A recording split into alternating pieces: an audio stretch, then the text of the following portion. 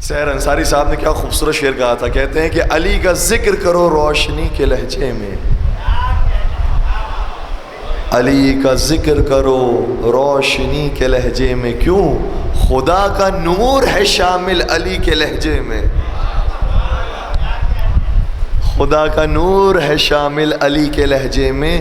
پھر کہتے ہیں گرچہ نہج بلاغہ ہے آدمی کا کلام, مگر یہ بات کہاں آدمی کے لہجے میں.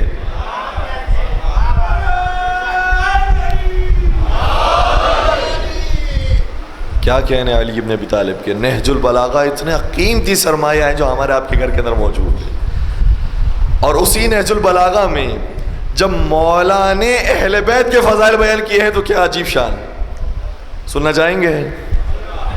دیکھیں, ہم جب مولا کے فضائل بیان کرتے ہیں, اہل بیت کے فضائل بیان کرتے ہیں, تو آئے تطہیر کا سہارا لیتے ہیں, آئے مباہلہ کا سہارا لیتے ہیں, آئے مودت کا سہارا لیتے ہیں, آئے ولایت کا سہارا لیتے ہیں, سورہ دہر کا سہارا لیتے ہیں, سورہ کوثر کا سہارا لیتے ہیں, سورہ رحمان کا سہارا لیتے ہیں, سورہ نور کا سہارا لیتے ہیں. ٹھیک ہے, لیکن جب علی ابن ابی طالب نے اہل بیت کے فضائل بیان کیے ہیں تو ان سارے فضائل کو کچھ جملوں میں سمیٹ دیا.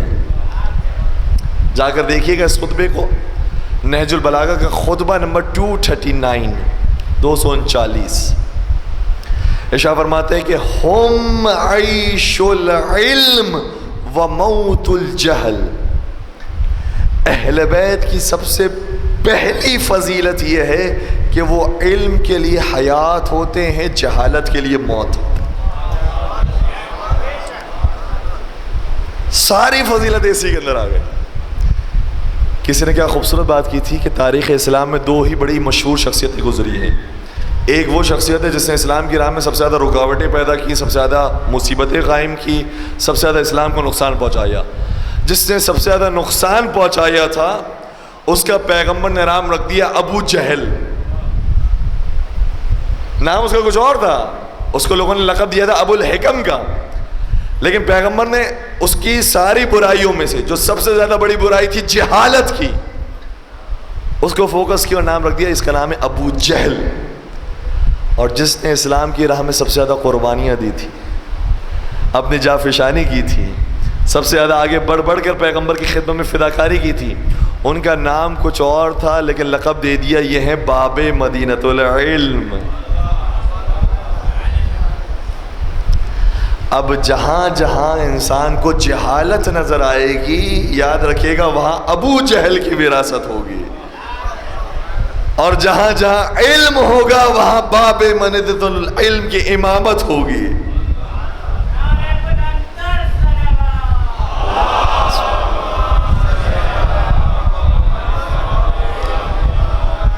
سب سے پہلی شان اہل بیت کی ہے کہ وہ علم کے لیے زندگی ہے. علم جہاں ملے گا اہل بیت کے چاہنے والے وہیں نظر آئیں گے.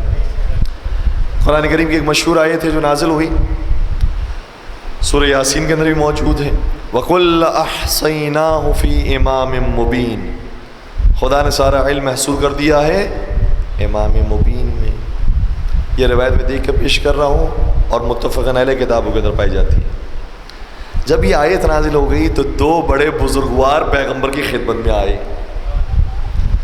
کون میں بیان نہیں کر سکتا لیکن آپ خود سمجھ جائیں گے. ٹھیک ہے, یعنی کچھ تو اتنے مشہور ہیں کہ ان کا نام بھی نہ لیا جائے تو سمجھ میں آ جاتا ہے کہ کیا کس کی بات کی جا رہی ہے.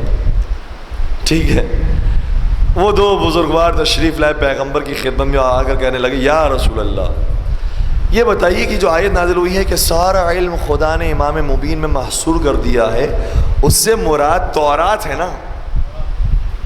یہ سوال کرنے آئے ہیں جواب دینے آئے ہیں, اس سے مراد تورات ہے نا؟ پیغمبر نے فرمایا اللہ, اس سے مراد تورات نہیں ہے. انہوں نے عرض کیا یا رسول اللہ پھر اس سے مراد تو انجیل ہوگا. پیغمبر نے فرمایا اللہ, اس سے مراد انجیل بھی نہیں ہے. کہنے لگے کہ پھر اس سے مراد تو قرآن کریم ہوگا جس میں خدا نے سارا علم محصور کر دیا. اب دیکھیں امام کا لفظ ہے لیکن چاہ یہ رہے کہ کسی طریقے سے ہی کوئی اور جواب مل جائے, لیکن انہیں معلوم نہیں ہے نبی کلام نہیں کرتا مگر یہ کہ وحی الہی نہ آ جائے. لہذا نبی بھی انتظار کرتے رہے، فرماتے رہے نہیں، اس سے مراد نہ تورات ہے، نہ انجیل ہے، نہ قرآن ہے. اور ابھی پیغمبر نے لا ارشاد فرمایا تھا کہ مسجد سے علی داخل ہوئے. جیسے ہی نگاہ مصطفیٰ چہرے مرتضیٰ پر پڑی، فرمایا ہوا ھذا انہ الامام الذی احصى اللہ تبارک و تعالی فیہ علم کل شیء.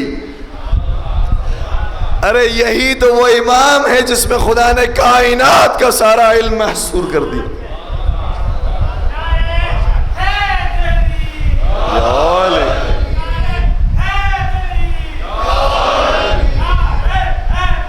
یا علی یا علی یا علی مدد حق حیدر. مولا سلامت رکھے. اللہم صلی علی محمد وآلہ. تو کائنات کا سارا علم علی ابن ابی طالب کے پاس ہے. کیا مطلب ہے اس کا؟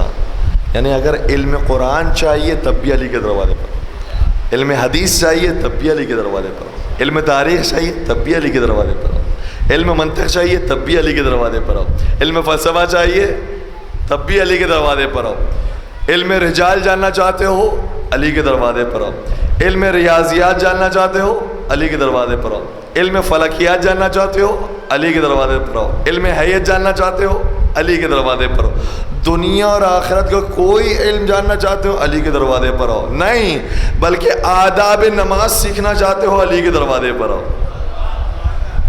آداب زکوٰۃ سیکھنا چاہتے ہو علی کے دروازے پر آؤ، آداب روزہ سیکھنا چاہتے ہو علی کے دروازے پر آؤ. خلاصہ یہ کہ تمام مسائل سے چھٹکارا چاہتے ہو تو علی کے دروازے پر آؤ، اور ہلاکت سے بچنا چاہتے ہو تو علی کے دروازے. جو مانگنا ہے اسی در سے مانگ اے اکبر، جو مانگنا ہے اسی در سے مانگ اے اکبر، یہی وہ در ہے کہ ذلت نہیں سوال کے بعد.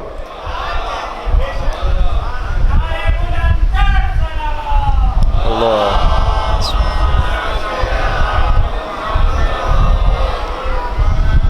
اگر کسی کے پاس اتنی بڑی ہستی، اتنی بڑی شخصیت ہو تو اس کے فخر کا، اس کے ناز کا کیا عالم ہوگا.